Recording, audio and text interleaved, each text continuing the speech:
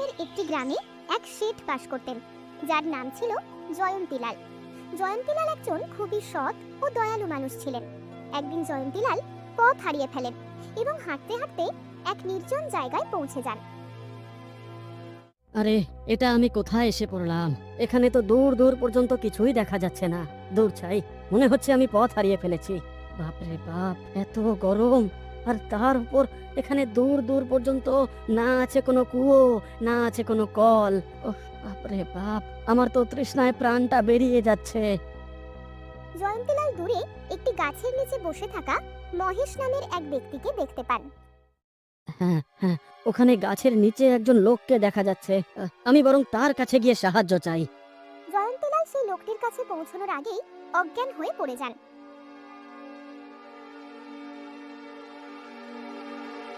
আরে, এই লোকটার কি হলো? অবস্থায় তার মুখ থেকে বারবার একটাই শব্দ বেরোচ্ছিল, জল, জল, একটু জল, জল। মনে হচ্ছে তৃষ্ণার কারণে মাথা ঘুরে পড়ে গেছেন। কিন্তু এরই এত গরমে মাঠে কি করছিলেন? জল, আমাকে একটু জল দাও। আরে হ্যাঁ, এনাকে তাড়াতাড়ি জল খাওয়াতে হবে। দাদা, ও দাদা, আপনি একটু কষ্ট করে উঠে এই গাছের নিচে বসুন, আমি কোথা থেকে জলের ব্যবস্থা করে আনছি। মহেশ জয়ন্তীলালকে গাছের নিচে বসিয়ে দেয়। জয়ন্তীলালের অবস্থা খারাপ ছিল এবং তিনি বারবার একটাই শব্দ বলছিলেন, জল, আমাকে একটু জল দাও। আপনি এখানেই বসে থাকুন, আমি আমি কোথাও থেকে এক্ষুনি জল নিয়ে আসছি।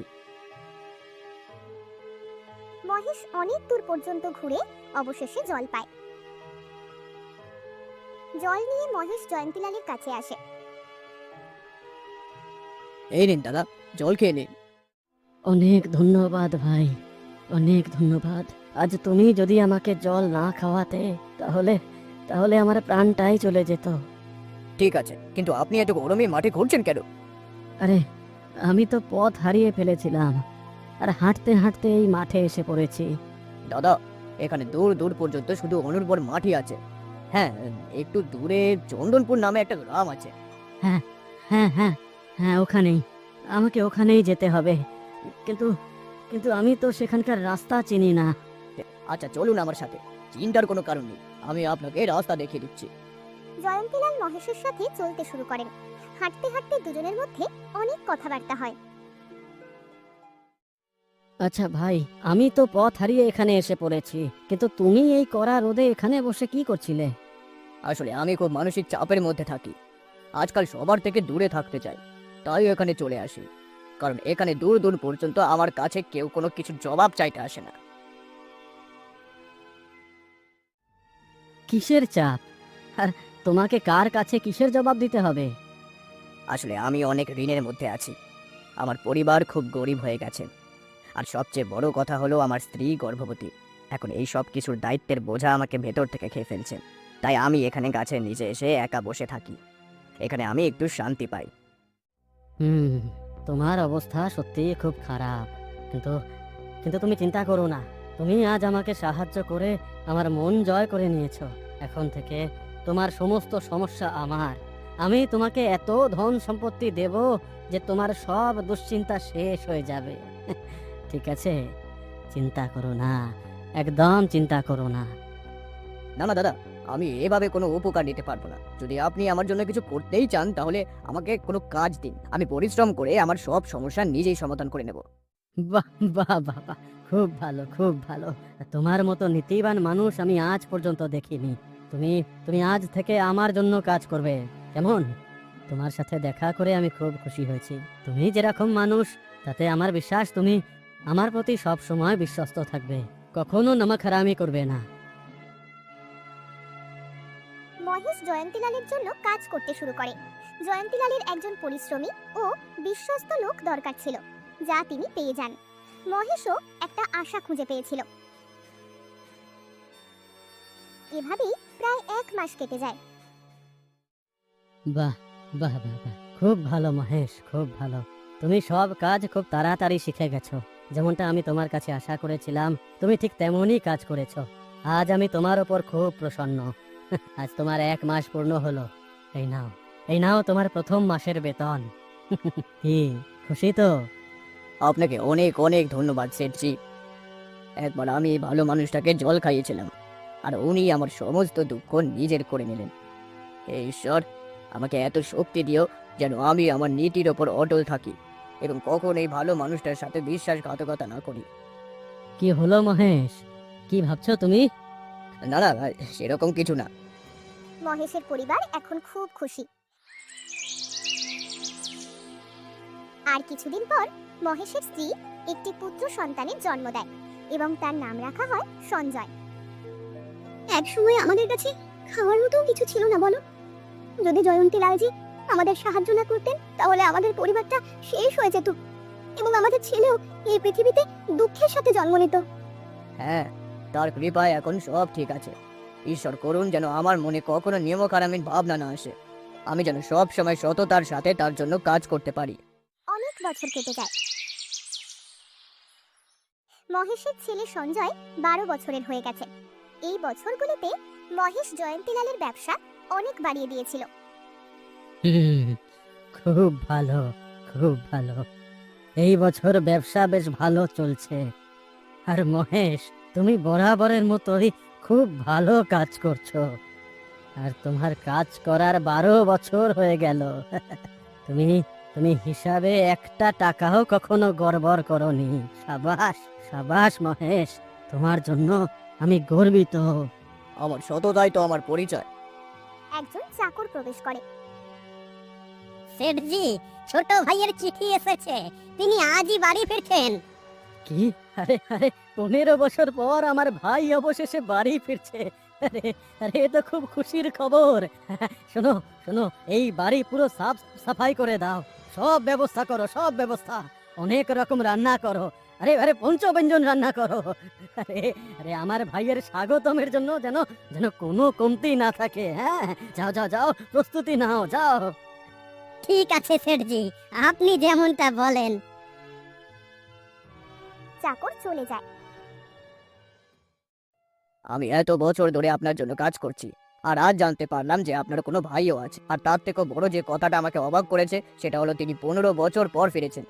কি আর বলবো মহেশ, আমার ভাই চৌরঙ্গী লাল বছরের পর বছর আমার উপর রেগেছিল।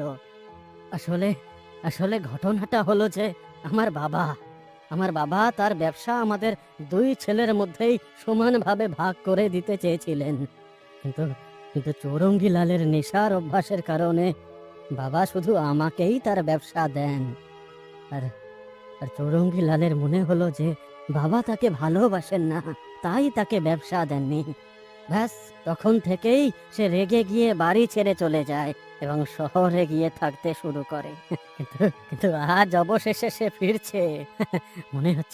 মনে হচ্ছে তার মন বদলে গেছে। ও আচ্ছা, এই ব্যাপার। বেশ ভালো। আমি এটাই প্রার্থনা করব যে আপনারা দুই ভাই মিলেমিশে সুখে থাকুন।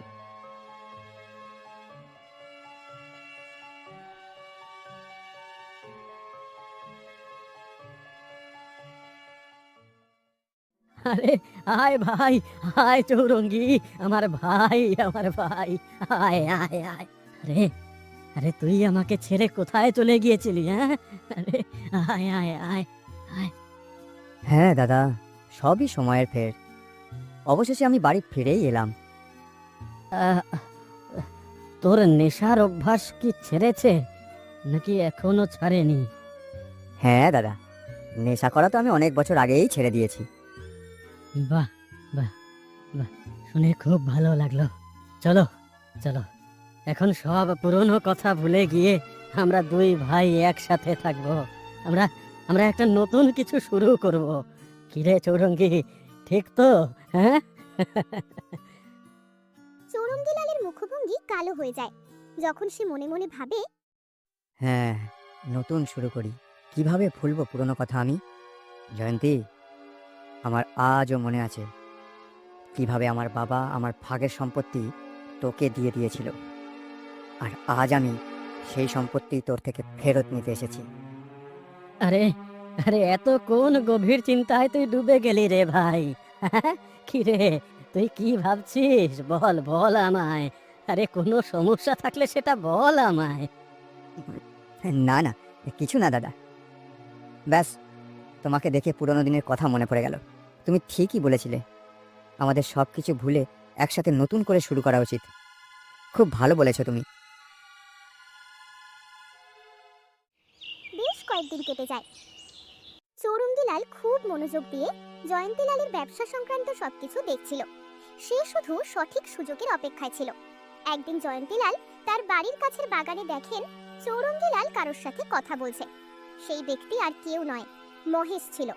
জয়ন্তীলাল লুকিয়ে তাদের কথা শুনতে লাগেন। ও, তাহলে তুমিই মহেশ, যে আমার ভাইয়ের জন্য বছরের পর বছর ধরে কাজ করে আসছো। আচ্ছা, একটা কথা বলো তো মহেশ, তুমি কি আমার জন্য কাজ করবে? হ্যাঁ বলুন, আমি আপনার জন্য কি করতে পারি? তুমি কি জানো জয়ন্তীলালের সম্পত্তির কাগজ কোথায় রাখা আছে? হ্যাঁ, আমি জানি, কিন্তু আপনি এইসব কেন জিজ্ঞাসা করছেন? দেখো মহেশ, এই ব্যবসাটা আমার।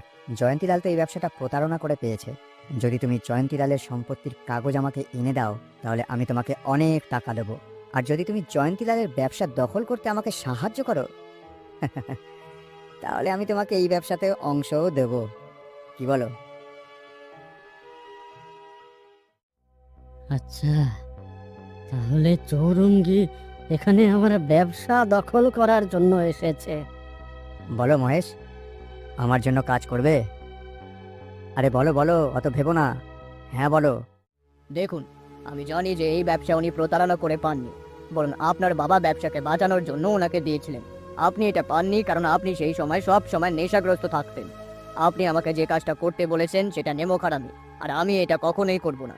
দেখো মহেশ, আর একবার ভালো করে ভেবে নাও, এটা তোমার জন্য ধনী হওয়ার একটা মোক্ষম সুযোগ। তুমি ব্যবসাতে অংশ পাবে আর অনেক টাকাও কামাতে পারবে। এখন পর্যন্ত তুমি যা বেতন পাও, তাতে হয়তো তোমার পরিবার ভালোভাবেই চলে না। অতি আর কি হয়, এত টাকা তো আমি এমনিতেই উড়িয়ে দিই। যদি তুমি আমায় সাহায্য করো, তাহলে আমি তোমাকে ধনী বানিয়ে দেবো। শুধু টাকাই টাকা হবে, টাকাই টাকা। ভাই, কি ভাবছো বলো? আপনি আমায় গোটা দুনিয়ার সম্পদও যদি দিয়ে দেন, তবু আমি সেট জয়ন্তীলালজির সাথে এমন কখনোই করব না। আমি ওনার নুন খেয়েছি, আর ওনার সাথে বিশ্বাসঘাতকতা আমি কখনোই করব না। চৌরঙ্গীলাল ঘরে আসছিল, তখন দেখে জয়ন্তীলাল সেখানে লাঠি নিয়ে দাঁড়িয়ে আছে। আরে দাদা, তুমি এখন এখানে? কি মানে কি হয়েছে? তুমি অনেক রেগে আছো বলে মনে হচ্ছে। কিছু হয়েছে নাকি? আমি সব শুনে ফেলেছি চৌরঙ্গী, তুই বদমাস এখানে আমার ব্যবসা দখল করার জন্য এসেছিস। হ্যাঁ, কান খুলে শোন, তুই এখনই এই মুহূর্তে আমার বাড়ি থেকে বেরিয়ে যা। আর ভুলেও ওই বাড়িতে আসার চেষ্টা করবি না। বেরো বেরো এখান থেকে, বদমাস কোথাকার। বেরো বেরো বলছি। ঠিক আছে দাদা, এখন তো আমি চলে যাচ্ছি, কিন্তু আমি প্রতিজ্ঞা করছি যে আমি আবার অবশ্যই ফিরবো। যতদিন আমি বেঁচে থাকবো, আমি হার মানবো না। আর আমি আমার ব্যবসা নিতে এসেছি, তোমার ব্যবসা নয়। তোমার কাছে যেটা আছে সেটা আমার ব্যবসা। বড় এসেছে আমার ব্যবসা ছিনিয়ে নিতে। থু। আমার ব্যবসা আমি নিয়েই ছাড়বো দাদা। মনে রেখো, আমি আবার আসবো, আবার ফিরে আসবো কিন্তু।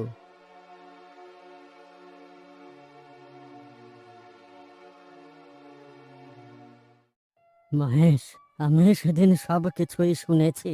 কিভাবে তুমি চৌরঙ্গীর সামনে বলেছিলে যে তুমি তুমি আমার সাথে বিশ্বাসঘাতকতা করবে না। সত্যি বলছি মহেশ, এ কথা বলে তুমি আমার মন জয় করে নিয়েছো। হ্যাঁ, এত ভালো আমার কখনো লাগেনি যতটা সেদিন শুনে লেগেছিল। বাহ বাহ, অসাধারণ অসাধারণ বলেছো তুমি, খুব ভালো। সেঠজি, আমি কখনো আপনার সাথে বিশ্বাসঘাতকতা করতে পারবো না। আপনি আমাকে সেই সময় সাহায্য করেছিলেন যখন আমার কিছুই ছিল না। আমি আর আমার পরিবার তো মরার মতো অবস্থায় চলে গিয়েছিলাম। দারিদ্রতা আমাদের সেভাবে ঘিরে ফেলেছিল, আর নেমোকার আমি আমার রক্তে নেই। এখন আমার তোমার উপরে বিশ্বাস আরো বেড়ে গেছে মহেশ। তাই তাই আমি এখন থেকে তোমাকে সবচেয়ে বড় দায়িত্বটা দিতে চলেছি। দেখো, চৌরঙ্গীলাল হুমকি দিয়ে গেছে যে সে এই ব্যবসা আমার কাছ থেকে ছিনিয়ে নেবেই। তাই হতে পারে সে কোনো চোর টোর আমার বাড়িতে পাঠাবে এই এই সম্পত্তির কাগজ চুরি করার জন্য। তাই আমি চাই যে এই কাগজগুলো তুমি তোমার বাড়িতে সুরক্ষিত রাখো। চৌরঙ্গী কখনো ভাবতেও পারবে না যে এই কাগজগুলো তোমার বাড়িতে আছে।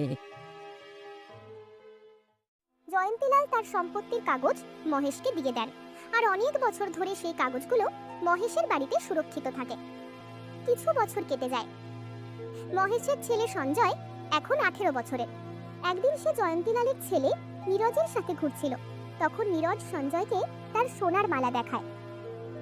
বাহ, এটা তো খুব সুন্দর মালা। ইস, যদি আমার কাছেও এমন একটা মালা থাকতো।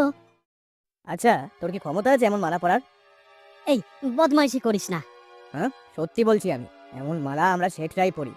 আরে তোর বাবা তো আমাদের এখানে চাকর, কিছুদিন পর তুইও আমাদের এখানে চাকরি করবি। আর কি, কেন এত মালা করছিস? হ্যাঁ, এটা ভুলিস না যে আমার বাবার জন্যই তোদের ব্যবসা এত এগিয়েছে। আরে, তোর বাবা আমার বাবার ওপর এতটাই বিশ্বাস করেন যে নিজের সম্পত্তির কাগজ পর্যন্ত তাকেই সামলাতে দিয়েছেন। তোর বাবা আমার বাবাকে এত সম্মান করেন, তোরও তো তাকে সম্মান করা উচিত। হ্যাঁ, সম্মান করা উচিত। কান খুলে শোন, দেখ, তোর বাবা যতই বিশ্বস্ত আর নির্ভরযোগ্য হোক না কেন, আরে শেষ পর্যন্ত তো আমাদের এখানকার চাকরি, তাই না? মাথায় তুলে তো রাখবো না। বড় এসেছে আমার। তুই তুই তোর শেঠ হওয়ার অহংকার দেখাচ্ছিস, তাই না? দেখিস, আমি একদিন তোর থেকেও বড় শেঠ হব। বড় এসেছে শেঠ হতে, যা এখান থেকে। নীরজ আর সঞ্জয়ের এই কথাগুলো একজন লোক পেছন থেকে শুনছিল। এই লোকটি আর কেউ নয়, চৌরঙ্গীলালই ছিল। আচ্ছা, তাহলে এই ব্যাপার। আমি এতদিন ধরে জয়ন্তীলালের বাড়িতে সম্পত্তির কাগজ খুঁজে চলেছি, কিন্তু কাগজগুলো তো সে মহেশের বাড়িতে লুকিয়ে রেখেছে। এই মহেশের ছেলেটা শেঠ হতে চায় দেখছি। ঠিক আছে, এখন এই ছেলেই আমাকে জয়ন্তীলালের ব্যবসা দখল করতে সাহায্য করবে।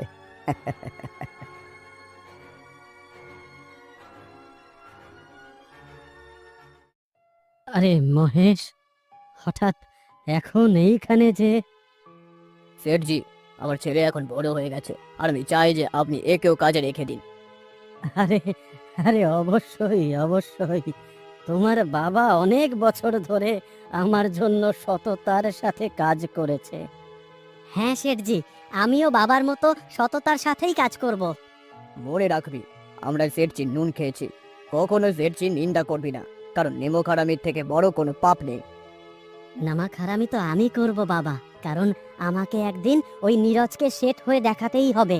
আর আমি তো শুধু ব্যবসা শেখার জন্যই এখানে কাজ করছি। একদিন সঞ্জয় কোথাও একটা যাচ্ছিল। তখন চৌরঙ্গীলাল তার সামনে আসে। আরে, তুমি তো মহেশের ছেলে, তাই না? হ্যাঁ হ্যাঁ, আমি। কিন্তু আপনি কে? অনেক বছর আগে আমি তোমার বাবাকে ব্যবসাতে অংশীদারি হওয়ার একটা সুযোগ দিয়েছিলাম, কিন্তু তার জন্য নমখারামি পাপ ছিল। সেদিন সে যদি রাজি হয়ে যেত, তাহলে আজ তুমি শেঠ হতে, বাচ্চা। তোমাকে তোমার বাবার মতো জয়ন্তীলালের কাছে চাকরি করতে যেতে হতো না, বুঝলে? আপনি কি জয়ন্তীলালজির ভাই চৌরঙ্গীলাল? হ্যাঁ, একদম ঠিক চিনেছো বাচ্চা। এখন যে সুযোগ আমি তোমার বাবাকে দিয়েছিলাম, সেই সুযোগটাই আমি তোমাকে দিচ্ছি। যদি তুমি এই কাজটা করে দাও, তাহলে তুমি জয়ন্তীলালের ব্যবসাতে অংশ পাবে এবং তুমিও শেঠ হয়ে যাবে। কি বলো? বলুন বলুন, আমাকে কি করতে হবে?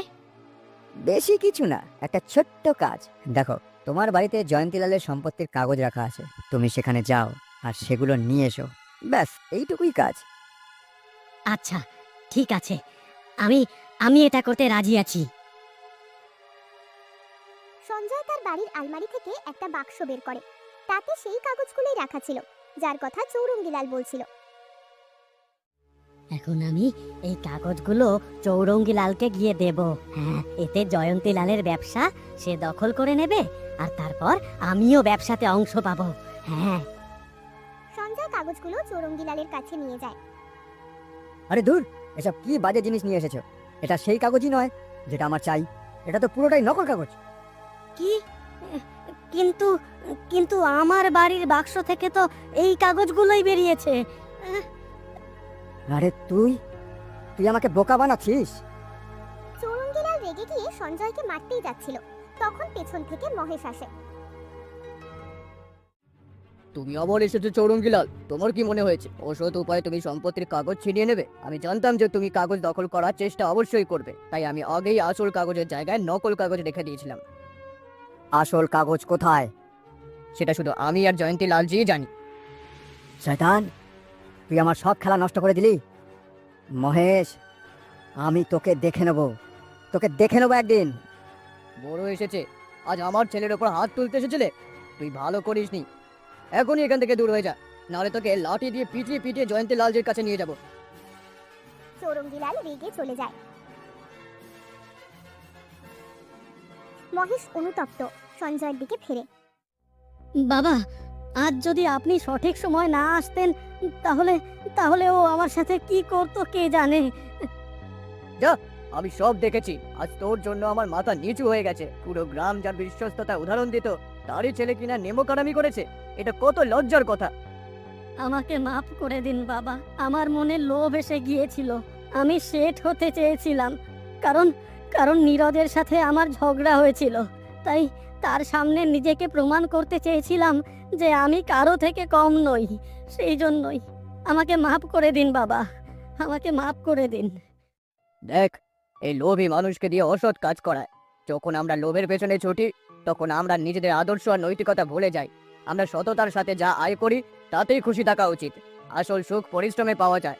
কারোর সাথে বিশ্বাসঘাতকতা করা, সে আমাদের শত্রুও হোক না কেন, তাতে আমাদের কিছু সময়ের জন্য লাভ হতে পারে, কিন্তু শেষে আমরা সবকিছু হারিয়ে ফেলি। তাই আমাদের নিজের পরিশ্রমের উপর গর্ব করা উচিত এবং সততার সাথে সন্তুষ্ট থাকা উচিত। সঠিক পথে চললেই আমরা দীর্ঘ সময় ধরে সুখী থাকতে পারি। সঞ্জয় লজ্জায় মাথা নিচু করে। সে তার শিক্ষা পেয়ে গেছে।